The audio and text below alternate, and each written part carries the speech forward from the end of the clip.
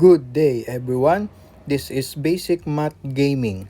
For our daily maths number 3, this is our problem. Find the 67th term of the sequence 2, 5, 8, 11, and so on. A, 206, B, 197, C, 203, or D, 200. This type of problem, madalas din itong lumabas sa LET, sa Civil Service, and sa entrance exam. So ano ba ang gagawin dito? Let's find out. This topic is all about the arithmetic sequence. So ano ba ang arithmetic sequence? An arithmetic sequence is a sequence of numbers where the difference between consecutive terms is constant. So ibig sabihin, magbe-base tayo dito sa given wherein kung kukunin natin yung difference ng two consecutive number, the common difference should be equal. So let's find out. So 5 minus 2 is 3.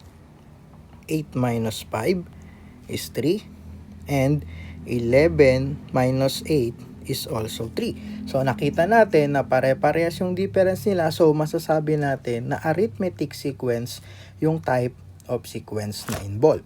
Ano ba ang formula para mahanap natin yung 67th term of this sequence? So ang formula of arithmetic sequence or finding the missing term of arithmetic sequence is a sub n is equal to a sub 1 plus the quantity of n minus 1 times the d.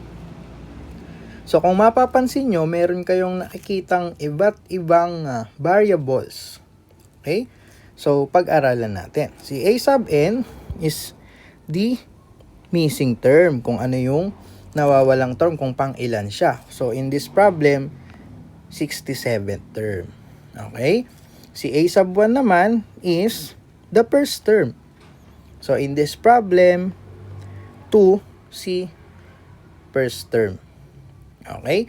Meron din tayong n, which is the number of terms, which is 67. Okay?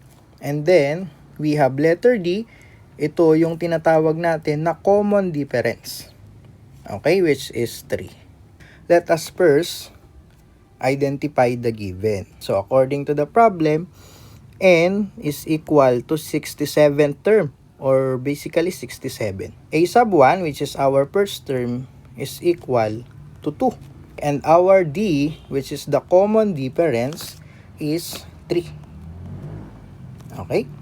So after you find out or after you identify the given, so apply it in the formula. So we have a sub 67, which is our missing term, is equal to the first term, which is 2, plus the quantity of 67 minus 1 times 3. After that, perform the indicated operation. So we have 2 plus 67 minus 1 is 66 times 3. Okay, what comes next? We have 2 plus 66 times 3. We have 66 times 3 is equal to 198. So we have 2 plus 198. So the answer for the missing term, which is the 67th term, so what is 2 plus 198?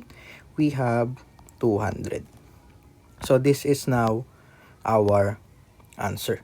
So based on our choices, now the answer is letter D. Okay, so yun lang. Sana naintindihan nyo. Kung meron kayong friends na mahilig sa math, so pwede nyo tong i-share sa kanila. Follow for more.